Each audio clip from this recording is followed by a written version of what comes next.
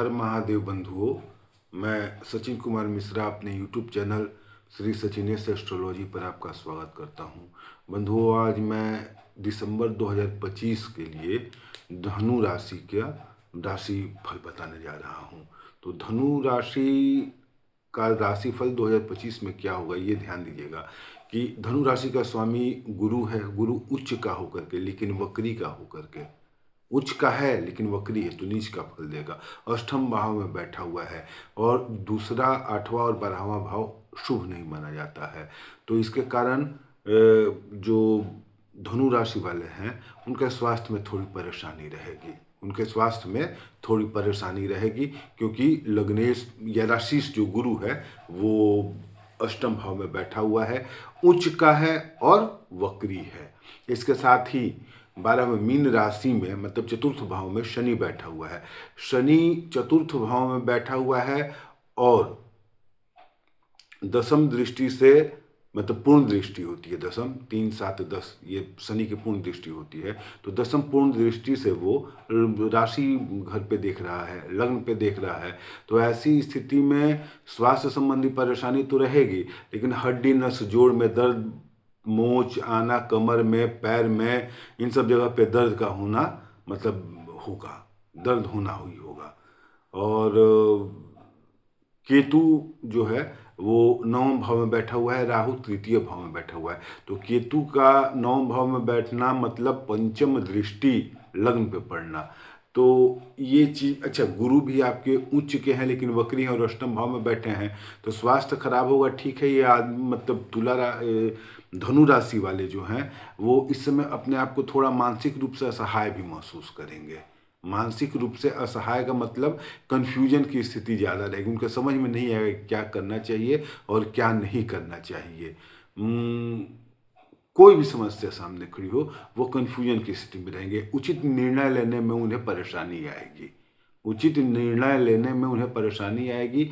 वो एक डिसीजन पे कायम नहीं रहेंगे, वो एक निर्णय लेकर के उस पर कायम नहीं रह पाएंगे, वो बार बार अपना निर्णय बदलेंगे। और इसके कारण उनके धन प्राप्ति में, मतलब आय प्राप्ति में, लाभ प्राप्ति में भी परेशानी आएगी। ऐसे इनका जो दशम भाव का स्वामी बुध है वो एकादश भाव में बैठा हुआ है और शुक्र की राशि में बैठा है, तुला राशि में बैठा हुआ है। तो ये बहुत शुभ है, मतलब कि इनका कार्य चलेगा, कैरियर के क्षेत्र में उत्थान होगा, कैरियर के क्षेत्र में कोई परेशानी नहीं आएगी, ये उन्नति होगी इनकी। अगर व्यापार वगैरह करना चाह रहे हैं, व्यापार ही अगर कर रहे हैं तो इनको कैरियर में कोई नुकसान नहीं होगा। नौकरी पेशा वाले होंगे उनको भी कोई नुकसान नहीं होगा, कैरियर के क्षेत्र में कोई परेशानी नहीं आएगी। लेकिन जिस कैरियर से फिर आय प्राप्त होती है, धन प्राप्त होती है, तो वो आय प्राप्त करने में, धन प्राप्त करने में इनको थोड़ी परेशानी होगी। ऐसा नहीं है कि आदमी काम करेगा, कर्म करेगा तो फल तो मिलेगा ही मिलेगा। कैरियर अगर बढ़िया चल रहा है तो कुछ ना कुछ, मतलब भाई ये भी अशुभता काटेगा। तो इसके कारण ऐसी कोई खास परेशानी नहीं आएगी, लेकिन फिर भी आय में थोड़ी कमी रहेगी। अच्छा, विद्यार्थियों के लिए विद्या प्राप्ति करने का ये बहुत सुनहरा मौका है। दिसंबर माह जो है ये धनु राशि के विद्यार्थियों के लिए अति शुभ समय है। इस समय ये विद्यार्थी जो होंगे उनको विद्या प्राप्ति में कोई बाधा नहीं आएगी, ये अच्छी शिक्षा ग्रहण करेंगे, इनका एकाग्रता बना रहेगा, मानसिक एकाग्रता बनी रहेगी।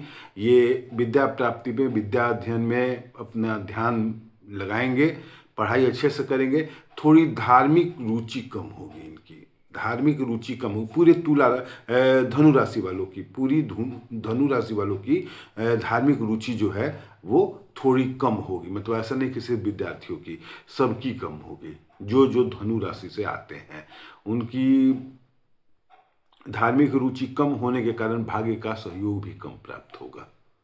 उनका धर्म में रुचि का कम होना, उनके भाग्य से जो सहयोग प्राप्त होगा उसमें दूरी बनती जाएगी। इसलिए कोशिश यही करें कि धर्म में रुचि रखें, आपके जो भी इष्ट हैं उनको मानने की कोशिश करें। कुछ नहीं हो तो प्रणाम तो कर ही लें, क्योंकि धर्म जो है, ये धर्म मतलब आपका धार्मिक होना आपके भाग्य को आगे बढ़ाएगा, निश्चित रूप से बढ़ाएगा। अच्छा, एक चीज़ और है, शुक्र जो है वो 12वें भाव में बैठा हुआ है। 12वें भाव का शुक्र जो है ये सुख और ऐश्वर्य को खींचता है, आकर्षित करता है और उसका पूरा उपभोग कराता है। शुक्र जो है वो पूरा उपभोग कराता है। तो ये एक बहुत अच्छी चीज़ है कि दिसंबर माह में धनु राशि वाले सुख भोगेंगे। दिसंबर माह में धनु राशि वालों को परेशानी ऐसी मतलब कोई खास नहीं आने वाली है।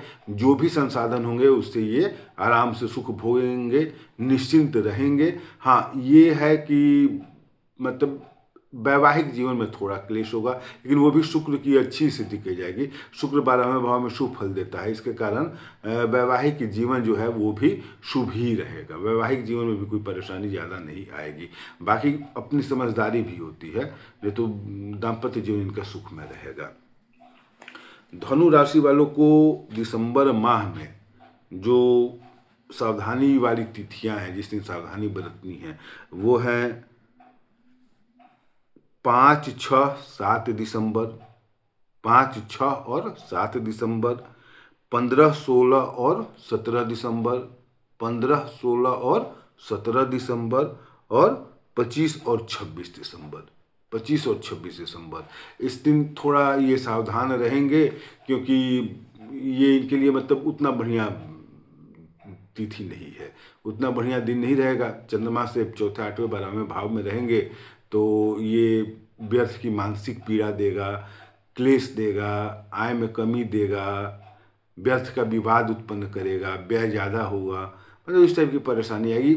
ऐसा नहीं कि बहुत ज़्यादा परेशानी आएगी, लेकिन इसमें थोड़ा सावधान रहेंगे। बेकार में मतलब कुछ ऐसा ना ऐसा होगा कि व्यर्थ की मानसिक पीड़ा होगी, व्यर्थ में मानसिक पीड़ा होगी, तो इसके लिए सावधान रहेंगे, बस इतना ही है। ऐसा नहीं है कि इस दिन कोई बहुत बड़ा पहाड़ टूटने वाला है, ऐसा कुछ नहीं है। मतलब इन तारीखों को सिर्फ ऐसा ही होगा कि कुछ ऐसी परेशानी आएगी कि मानसिक पीड़ा हो, उससे ज़्यादा कुछ नहीं होगा।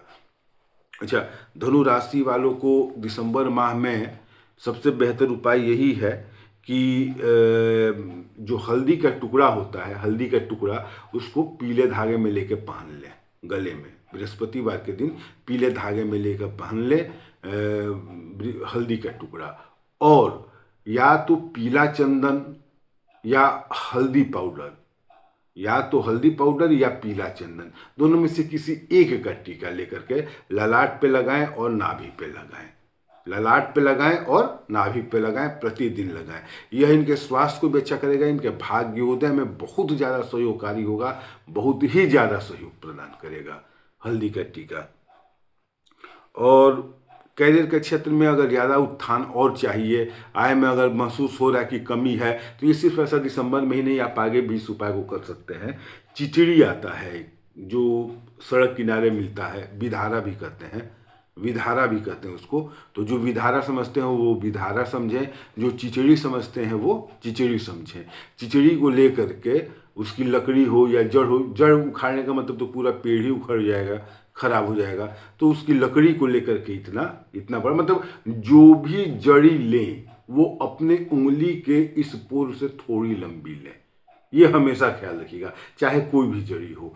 तो विधारा या चिचड़ी का जड़ छोटा टुकड़ा ले करके गले में या दाहिनी भुजा में अपने बांध लें, हरे धागे में, हरा धागा होना चाहिए, और दाहिने भुजा में बांध ले, बुधवार के दिन बांध ले। इनके कैरियर के लिए और धन प्राप्ति के लिए बहुत ही शुभकारी रहेगा, बहुत ज़्यादा शुभकारी रहेगा। और कोशिश ये करें कि शुक्रवार के दिन दही और चीनी खाएं, दही और चीनी खाएं, सफ़ेद वस्तुओं का प्रयोग करें।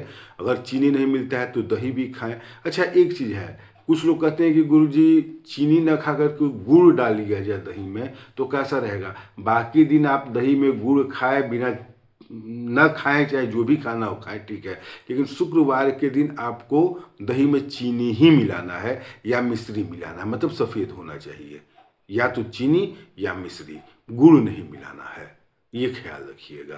तो ये 3 उपाय कीजिए। हल्दी का टुकड़ा पहनिए, हल्दी का या पीला चंदन का टीका लगाइए ललाट पे और नाभि पे।